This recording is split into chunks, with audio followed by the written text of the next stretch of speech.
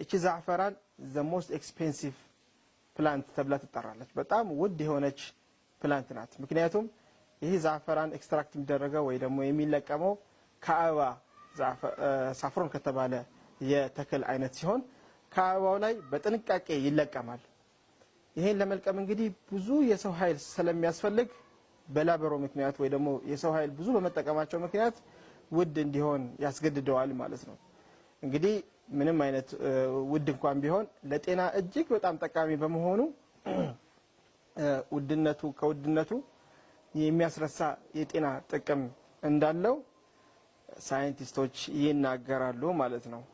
እስቲ ይሄ ዛዕፈራን የምንለው ምንድነው የሚጠቀሙበት? እንግዲህ ቀደም ሲል እነ ኢብኑ ሲና የተባሉ ሙስሊም የሆኑ የጤና ባለሙያዎች፣ ሐኪሞች እንደዚሁም ደግሞ ለጤና ከፍተኛ የሆነ አስተዋጽኦ ያበረከቱ ተመራማሪዎች እና ዓሊሞች ናቸው። እነ ኢብኑ ሲና ዛዕፈራንን በከፍተኛ ደረጃ ለሕክምና ይጠቀሙበታል። ስለዚህ ከጥበ ነበዊ ወይ ደግሞ ከእስላማዊ የነብያዊ ሕክምና ውስጥ ይካተታል ማለት ነው።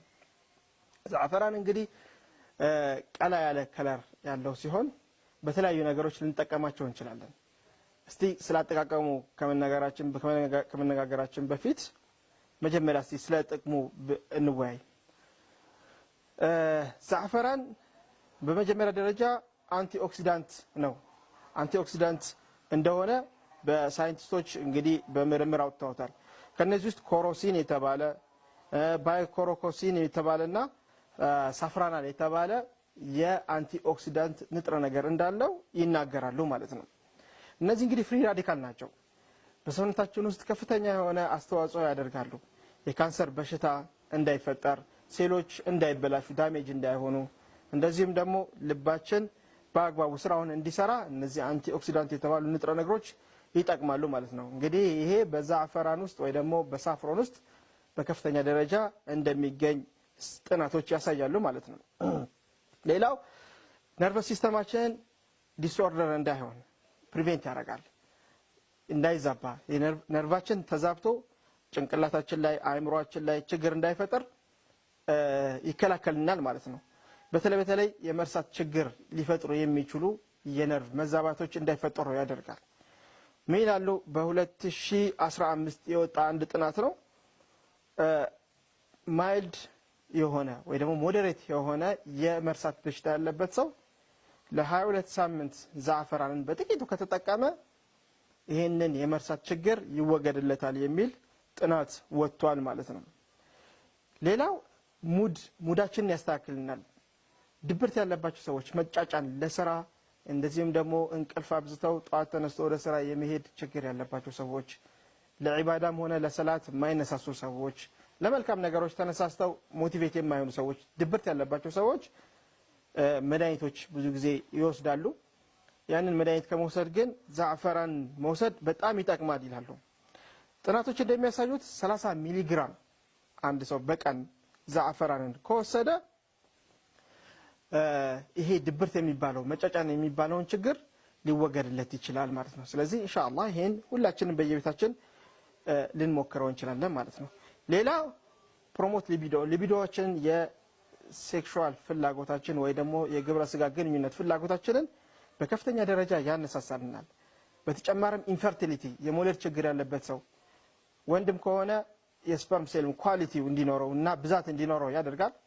ለሴቶችም እንቁላላቸው በጣም ኳሊቲ የሆነ እንቁላል እንዲመረት ስለሚያደርግ ኢንፈርቲሊቲን ይከላከላል ወይ ደግሞ የመውለድ ችግርን መከላከል እንደሚችል ይገልጻል ማለት ነው። በ2012 አንድ ጥናት ወጥቶ ነበር። ሴቶች የሴክሹዋል ፍላጎታቸው በጣም በሚወርድበት ጊዜ ዛዕፈራንን ቢጠቀሙ የግንኙነት ፍላጎታቸው ይጨምራል። እንደዚህም ደግሞ ማህፀናቸው ውስጥ ሉብሪኬት የሚያደርገው ወይ ደግሞ የሚያለሰልሰው በግንኙነት ጊዜ የሚያለሰልስ ፈሳሽ የበለጠ እንዲመነጭ ስለሚያደርግ ሴክሹዋል ፍላጎታቸው እንዲስተካከል ያደርጋል። በተጨማሪም ለወንዶችም ኢሬክታይል ዲስፋንክሽን የሚለው የብልት የመቆም ችግር ያለባቸው ሰዎች ዛዕፈራንን ማዘውተር እንዳለባቸው ጥናቱ ይገልጻል ማለት ነው። ሌላው ሪዱሲንግ ፒኤምኤስ ሲምፕተም ወይ ደግሞ ፕሪሜንስትራል ሲምፕተም የምንላቸውን ከወር አበባ ጋር ተያይዞ የሚነሱ የህመም ስሜቶችን ለማስወገድ ዛዕፈራንን መጠቀም አስፈላጊ ነው ማለት ነው። በተለይ ከ20 እስከ 45 እድሜ ያላቸው ሰዎች በቀን 30 ሚሊ ግራም የሚሆን ዛዕፈራንን ቢጠቀሙ ከዚህ በወር አበባ ጋር ተያይዞ የሚነሱ ህመሞችን ምልክቶችን ሊያስወግድላቸው ይችላል ማለት ነው። በተጨማሪም ክብደት ለመቀነስ እንደሚጠቅም አንዳንድ ጥናቶች ያሳያሉ።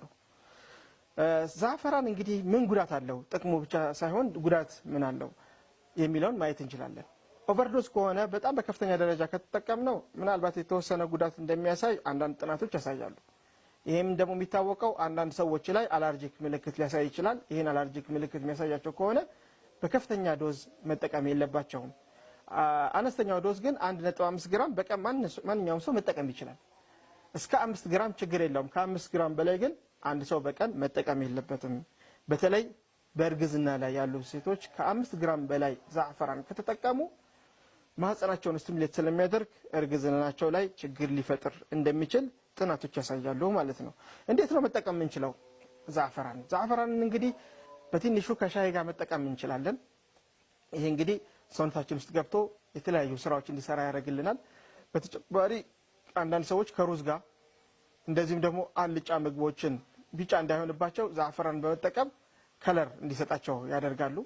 ስለዚህ በአነስተኛ ደረጃ መጠቀም እንችላለን። ማንኛውም ነገር ስንከተው ወደ የማቅላት አቅም ስላለው በሻሂ መልኩም መጠቀም እንችላለን።